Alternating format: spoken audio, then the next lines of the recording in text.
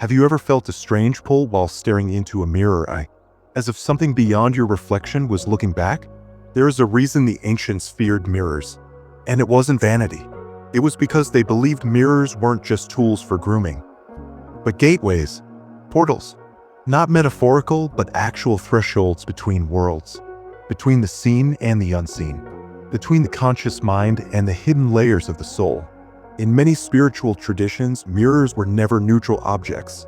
They were living instruments capable of reflecting not only your face, but your essence, capable of drawing out what is buried, what is secret, what is divine, or even dangerous. This was not superstition. It was sacred technology. From the obsidian mirrors of Mesoamerican shamans, to the polished brass discs used in Egyptian and Greek temples, to the black scrying glass of occultists in the Renaissance, the mirror has always been more than surface. It has been symbol and substance, a liminal object bridging two realities. The question is, what were these mystics really doing? Were they merely gazing at their reflections? Or were they practicing something forgotten, something powerful? Something that might change the way you see yourself forever. In this video, we will uncover the ancient and mystical use of mirrors in spiritual practice. We'll explore their role in divination, soul work, and dimensional contact. We'll look into why so many initiates were trained to gaze into mirrors not for appearance, but for awakening. And most importantly, we'll explore how you can begin to work with mirrors in your own practice, to unlock a forgotten technology of the soul. Because sometimes, the doorway is right in front of you, and all it takes to open it is a gaze that dares to go deeper than skin. To modern eyes, a mirror is simply a reflection, a tool of vanity, decoration, or surveillance. But in ancient traditions, a mirror was never just a mirror. It was a threshold, a symbol, and a ritual instrument that demanded reverence. In the temples of ancient Egypt, polished copper or obsidian mirrors were placed in the hands of priestesses. They were not used to check appearance, but to gaze into the spirit world. The mirror was called Ankhet, which meant the living one, because they believed that the surface of the mirror, still, silent, and dark, could reflect not only the face, but the Ka, the spiritual double of a person. Likewise, in ancient Greece, the Oracle of Delphi used a form of reflective divination known as katoptromancy, the art of mirror gazing. Practitioners would fill a vessel with water, place a reflective surface atop it, and peer in, waiting for visions to arise. But these were not mere hallucinations, they were considered prophetic truths given by the gods. In Mesoamerican civilizations like the Aztec and Maya, obsidian mirrors were used by high priests and shamans to see into other realms. These were flat, jet-black discs polished to a supernatural sheen. The most famous was used by the sorcerer king Tezcatlipoca, whose name meant smoking mirror. He was not only a god, but a god who saw all things through his sacred reflective disc. To look into such a mirror was not passive, it was invitation, and at times initiation. Later, during the Renaissance and into the Western esoteric tradition, mystics like John Dee, astrologer and advisor to Queen Elizabeth I, used a black mirror, crafted from obsidian imported from Mexico.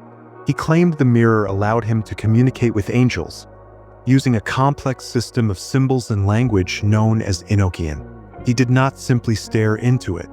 He entered it metaphysically, guided by trance, prayer, and ritual geometry. In alchemical and hermetic writings, the mirror is often associated with the moon, the element of water, and the unconscious. It is the symbol of reflection, but also inversion, a paradoxical space where opposites meet and truth hides in reverse. To gaze into the mirror was to confront not the world, but yourself, your true self, your shadow, and your soul, stripped of the illusion of identity. In Taoist internal alchemy, the mirror is a metaphor for emptiness and clarity. The sage becomes like a mirror reflecting all things, clinging to nothing. This is not passive detachment, but a state of deep presence where perception becomes power. And in nearly every shamanic tradition, the reflective surface, whether water, metal, or stone, was understood as a portal to the dreamtime, the underworld, or the realm of spirits. It was feared as much as it was revered. This fear was not irrational. To truly look into a mirror in the old ways meant risking your comfort. It meant confronting not only what you know, but also what you have hidden. Because the mirror doesn't lie, but it doesn't show you everything either. only what you are ready to see. Mirrors as portals of perception and power. Let us now pass beyond metaphor into the mechanics of mirror mysticism. To the ancient initiate, a mirror was not just a tool for reflection. It was a device of transmission, transmitting energy, consciousness, and information across planes. And to understand its deeper function, we must first look at what a mirror truly does. Repeat button: a mirror reverses. It does not just reflect, it inverts. Your right hand becomes your left. Your face remains the same, yet feels uncanny. This reversal is not meaningless, it is symbolic. In esoteric thought, the mirror's reversal represents the threshold between worlds, the conscious and unconscious, the visible and the hidden, the known and the forbidden. In Hermetic philosophy, this is the realm of Mercury, the trickster god, the messenger, the one who travels between realms. A mirror, then, is a mercurial portal, a space where meanings dissolve and reassemble. It is in this inversion, this reversal of normal perception, that the shift occurs. Pull the mirror as a liminal object. In all spiritual traditions, liminality, that is, the threshold state, is sacred. Mirrors belong to this class of objects that are neither here nor there. They don't belong entirely to the physical realm, nor to the astral, they sit between. And in the space between, transformation happens. The veil is thinner. The unconscious begins to speak, and reality becomes malleable. This is why in folklore, mirrors are covered when someone dies, because they were believed to trap souls or allow spirits to move through them. Not superstition, ritual containment. The mirror and the gaze. There is power in how one gazes. The mystic does not glance. They enter the gaze. They breathe with it. They focus until the surface dissolves. This is not passive observation, it is participatory seeing. In mirror scrying, one gazes into the dark surface not to see a reflection, but to quiet the surface mind. Eventually, the image of the self disappears, and something else appears. At first, symbols, colors, subtle motion. Then, visions, faces, messages, sometimes terrifying, sometimes divine. The mirror becomes a screen upon which the soul, the archetypes, and other intelligences project themselves. This is why dark mirrors, black obsidian, polished hematite, even water and shadow are preferred. Because without light, your own image fades, and with it, your ego steps aside. Sparkles why mirrors respond to ritual. A mirror is not magical in itself. It is activated by consciousness, by presence, by intention. When a practitioner enters into a ritual space, they shift their state of being. And in that altered state, whether induced through breath, silence, mantra, or incense, the mirror begins to respond. Just as a musical instrument requires skill to play, the mirror requires inner stillness to reveal. It becomes, in effect, a conscious partner, a reflective surface for the unseen. And depending on the ritual's nature, it can reveal inner aspects of the psyche, act as a gateway to the astral plane, be used to summon a presence or spirit, serve as a tool for emotional or energetic integration. The key is not just the mirror. The key is you, your energy, your belief, your willingness to surrender ordinary perception and allow the mirror to become something more. A threshold, a teacher, a truth that cannot be spoken, only seen. The mirror and the mystical body. To the trained initiate, the mirror was not simply a surface to peer into. It was a living interface, a means of communing with aspects of the self and the cosmos that ordinary senses ignore. Let us now explore the nuances, the deeper currents beneath the reflective surface. DNA mirrors and the subtle body. Esoteric traditions describe more than just the physical body. There is the etheric, astral, mental, and causal body, each vibrating at a higher frequency. And the mirror, when properly used, can act as a reflector of the subtle field. Not only does it show you your form, it can echo your energy, exposing incoherence between mind and heart, thought forms lingering in your aura, repressed emotions seeking release. Some advanced practitioners report that, in altered states, their mirror image changes, smiling when they do not, shifting expression, or morphing entirely. These are not hallucinations. They are reflections of your energetic state, perceived through a symbolic lens. The ancients knew this. This is why mirror rituals were always conducted in sacred silence, with great reverence. They were not looking to see their face. They were looking to see their soul, and beyond it, Cyclone dimensional contact, mirrors as astral gateways. The belief that mirrors can act as portals is not metaphorical in the occult sciences. In certain states, especially between waking and sleep or in trance, the mirror becomes a window into the astral plane. Many traditions warned of this, because just as you may look into a mirror, something else might look back. Mystics across cultures describe mirror encounters where presences, entities, ancestors, even guides, appear briefly just behind the reflection. Some left messages, others only watched. This is why traditional grimoires and magical texts contain protective mirror rituals. It's not the mirror that's dangerous, it's entering unprepared. The mirror responds to intention, but intention is like a door. If you open it without clarity, you don't control what walks through. Shield mirrors and the shadow self. One of the most profound uses of the mirror is to confront the shadow. In Jungian and esoteric psychology, the shadow is the rejected self, the parts of us we deny, suppress, or fear.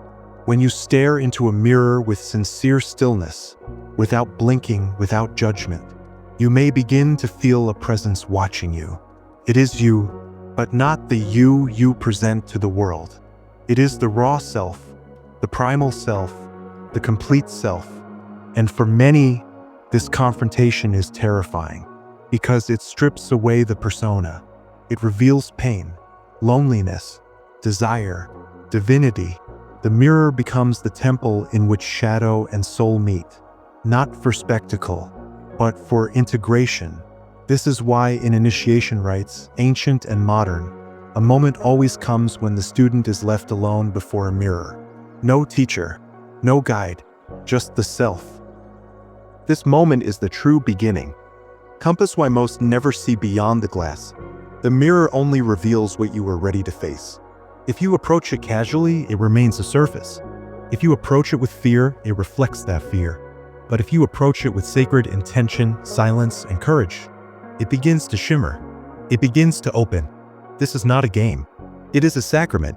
The ancients never used mirrors to look at themselves. They used mirrors to look into themselves, and sometimes beyond. The image in the glass is not the final destination. It is the first veil. What lies beyond is the domain of the seer, the mystic, and the awakened one. And the only way through is to look, without blinking, without pretending, without fear. Man in lotus position practical application. How to use a mirror as a spiritual tool. You now understand what a mirror can be. A portal, a reflection of the subtle body, a gate to the unconscious and beyond. But how can you use it? How can this ancient practice be revived in your own sacred space? Let us explore 4 practices drawn from esoteric schools, tailored for modern mystics. Each one builds your connection with the mirror as a spiritual ally, not an object, but a presence. 1. Candle mirror gazing ritual for self-revelation. Purpose: to meet your inner self, beyond personality, beyond ego. You will need a dark mirror, black glass, obsidian, or a regular mirror in dim light. A candle. Incense, optional but recommended.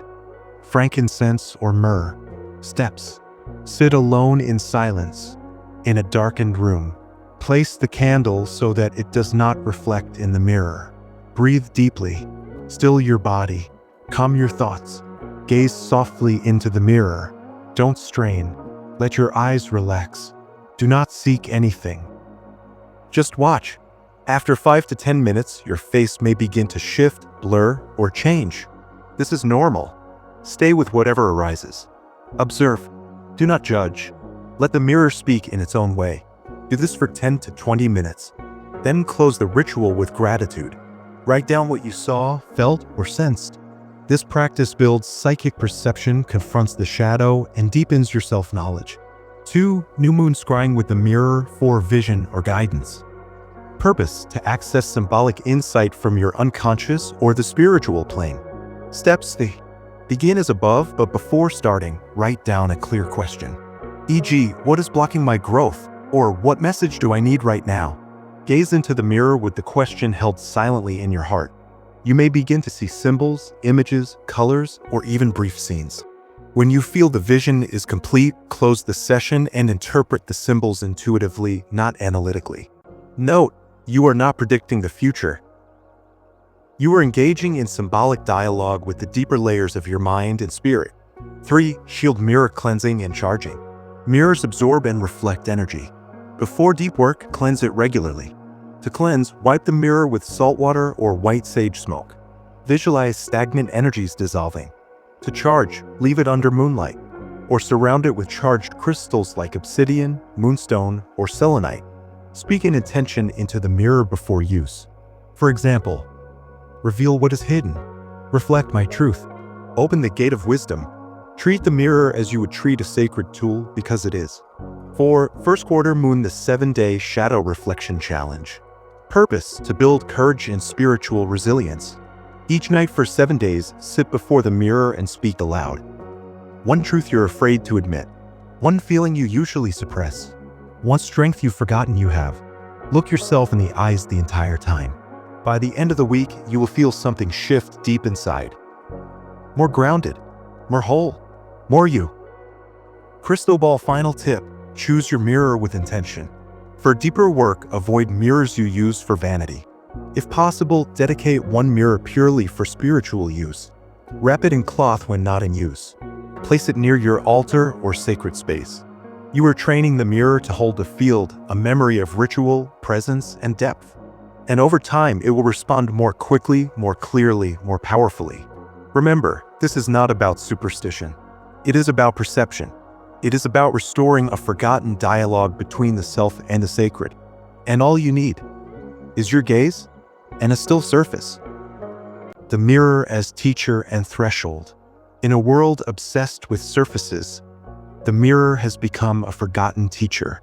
We use it to adjust our appearance, but rarely to encounter our essence. Yet the ancients knew.